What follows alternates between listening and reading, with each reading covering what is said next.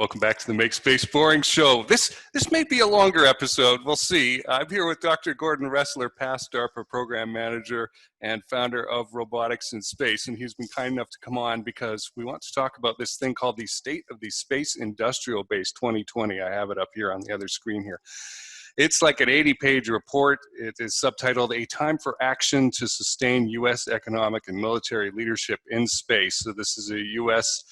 centric paper coming out under the auspices of the DoD, but Dr. Roesler here, as I understand it, participated in creating this. It wasn't just the four Army folks and doctors who had their name on the cover. So thanks for being here, Doctor.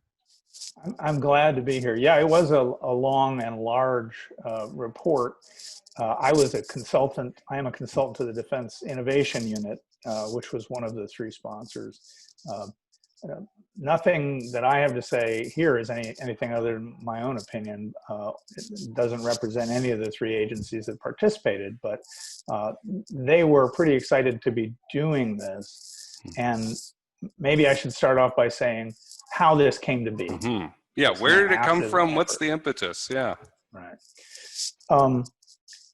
So we started getting worried about COVID-19 and its impact on the space industrial base pretty early. You know, back in January and February, we kind of saw bad things coming. Also, there was the OneWeb bankruptcy, and we're like, gee, what does that mean? What is that going to mean for the supplier base?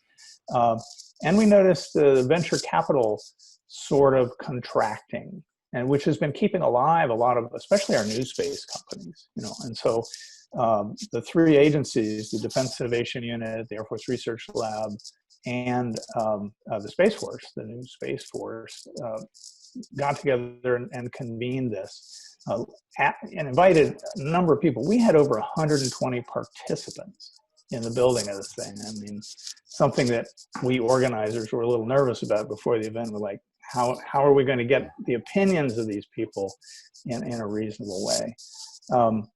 So May 4th through 7th, the workshops were conducted. So there were plenary speeches, and there were 6 individual working groups, and each one of those shows up in the report as one of the 6 subsections: the policy and legal, the transportation and infrastructure, the in-space manufacturing, the information, and so forth. And those were the subsets of the 120 people who met on those particular topics. We had pre-prepared questions that we asked them to try to elicit, you know, not only, okay, so what do you think the effect of the COVID-19 is going to be on the space industrial base? Or what do you think the VC dry up, or so forth and so on? But also, what do we need to be doing in general in order to enhance the space industrial base, to restore, you know, American superiority in space, to give the new Space Force what it needs. So these working groups address all of those questions. And then it took us a month or more to collate all that and pull it into a report that wasn't 400 pages of scribbling, but it was 86 pages of hopefully coherent, you know, meaningful and impactful.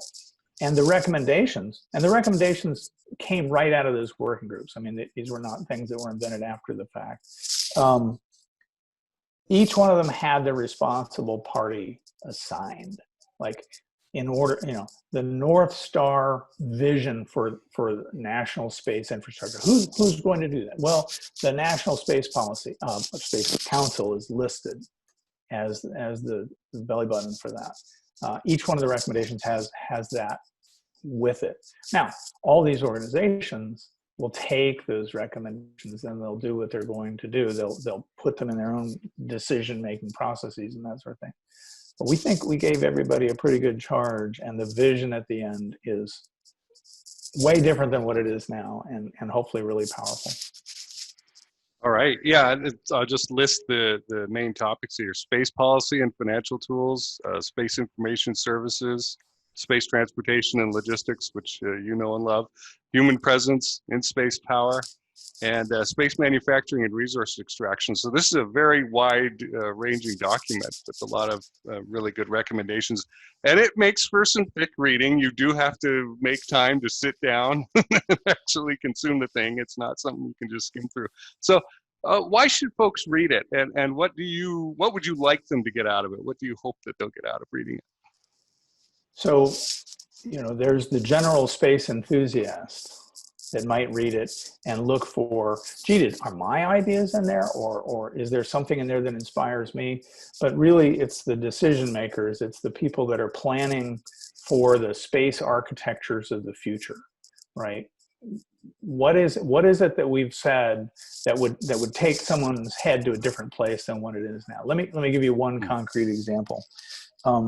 Suppose that our satellites were much more modular than they are now, that you could put them together from pieces and that you could replace pieces. That idea has been around for a long time, but what impact might that have on the industrial base, right? So, for example, you could expand the industrial base because companies who aren't qualified to build a complete satellite or don't have any experience in doing it could easily build a module that could be delivered and plugged into a satellite.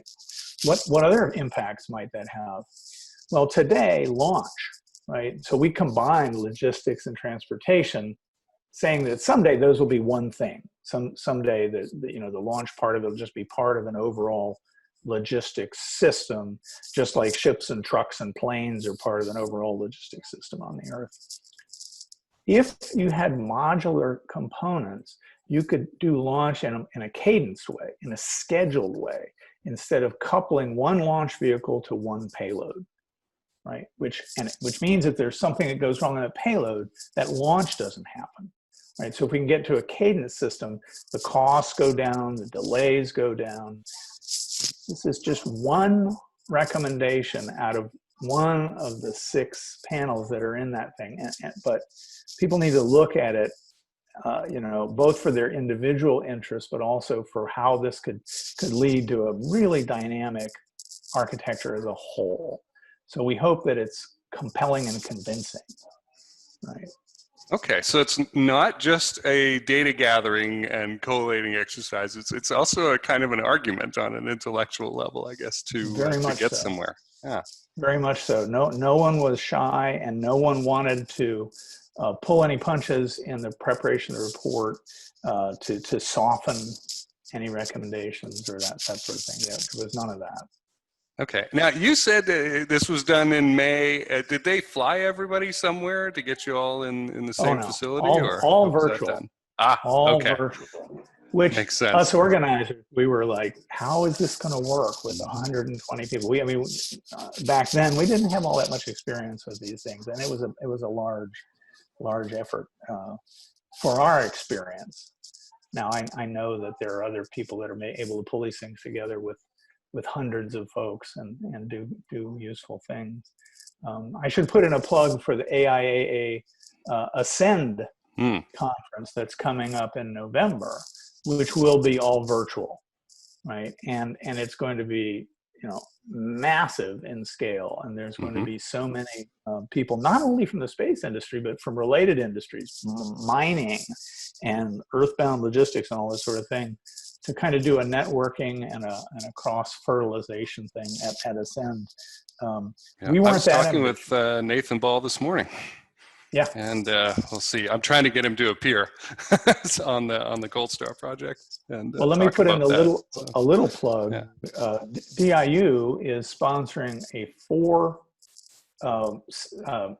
session series strictly on logistics. It'll be called Cislunar Logistics, but it really pertains to every orbit that anybody's interested in. And it's going to be, because we're not doing the in-person Ascend thing, it's going to be 4 one-hour sessions separated by months. So the first one is, if I remember the date correctly, August 17th, one in September, one in October, and then the 4th one with the Ascend conference. So if this logistics topic appeals to people, they'll be able to tune into those sessions and get a flavor of what people are thinking about. Right. I really like how far-reaching this is. the idea of sending modular pieces of satellites up into orbit in stages and then having a robot go and grab them individually and put them together later is a very interesting idea. And I think over time it allows for more flexibility because you're not having to wait to get everything all finished before launch. So I think that's going to actually change right. things. And if you want to change things, the thing that you're going to change is now not a whole satellite. Mm-hmm. So it's cheaper, right? We build for GEO, for example, we build 15-year life satellites, but nobody's going to throw it away after 7 years because it's still working. But it's becoming, especially in the defense side, it's becoming obsolete. Mm-hmm.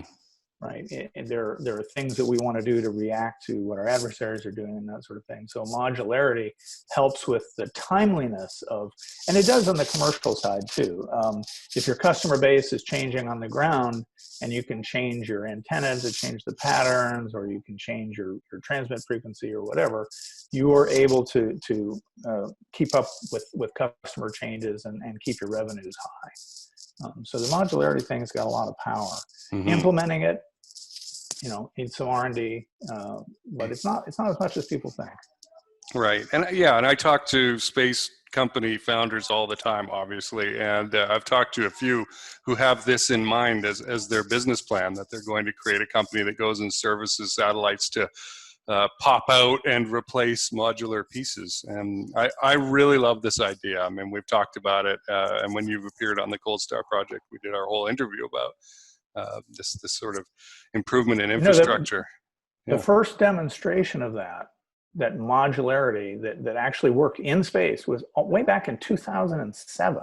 It was a DARPA experiment called Orbital Express, where a servicing vehicle replaced a battery and replaced a processor in the other satellite, and both of them worked. And that was done on orbit. So we know we can do this, right? It's just a matter of people committing to it and recognizing the value. All right. So I'll link to this report below. Again, I recommend everyone read it, but you will have to sit down. It is not a skimmable thing. I like to skim, and I'm real good at it, but I couldn't do it with this. And to get that holistic view of what you're talking about all the ideas starting to work together, I think it's necessary to actually read it all. Yes. We spent a lot of time talking about modularity on this call, but let me point out what I think was the most powerful recommendation in the whole report. And that was that the government as a whole come up with what's called a North Star plan, not just a vision, but how to get there, who's responsible for it, and that sort of thing, that implements, greatly accelerated and enhanced on-orbit operations, policies to help the businesses, thrive in space, new schemes for launch and contracting. So that recommendation about the North Star vision, I hope that that's picked up by the National Space Council, that they organize it and get people moving on it, because that will give the companies and investors the confidence that they need to go forward and address that architecture. Whereas today, it's like, what's it going to look like in 5 years? Don't know. Nobody's set, right? So that I hope that inspires people and that motivates people. All right. So I've had some municipal government experience, and we'll go out to the public and get input and come up with some sort of, through staff, some sort of document on a policy going forward, and then that gets presented to City Council and they vote on whether to adopt the thing or not. How close is this to being adopted as hey, this is sort of the space Bible that the forces and organizations will refer to as a planning going forward? Well, it's really interesting. Only like a week before the Space Industrial Base report was released, the National Space Council released its new era in space exploration report. They had nothing to do with each other. There was virtually no overlap between the people that were preparing that and the Space Industrial Base report. And yet, look at the similarities. Look at the things that they call for, like in-space assembly and manufacturing. And but, conversely, the Space Industrial Base report said there needs to be a lot more DoD involvement in the Artemis program. Why would that be?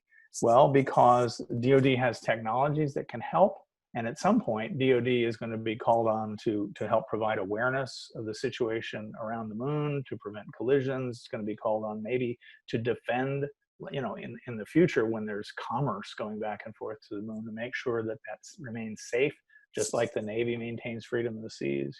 So DoD involvement there is called for, and at the same time, the National Space Council was calling for, aggressive and adventurous work in space exploration. So there's a number of things that are all coming together that make you think like this might really happen. And I understand the business about, municipal 5-year plans and all that sort of thing, and what does it take to really make them happen. One of the things, of course, it takes is resources. So I definitely hope that Congress reads these as well. Very, very good. All right, Gordon, have we missed talking about anything that you want to cover? Like you said, Jason, it's a big report. There's so much meat in there. I think that people who care about our space progress and our space dominance or superiority, if you will, and our ability to stimulate the overall economy through space, really ought to take a look at this and digest the ideas. Right on. All right. Dr. Gordon Roesler, past DARPA Program Manager and founder of Robots in Space. Where can people reach you? Where's the best place? You've got a website and, of course, the LinkedIn profile. www.robots-in.space, and there's a contact link in there. Awesome. Thanks for doing this. All right. Thank you, Jason.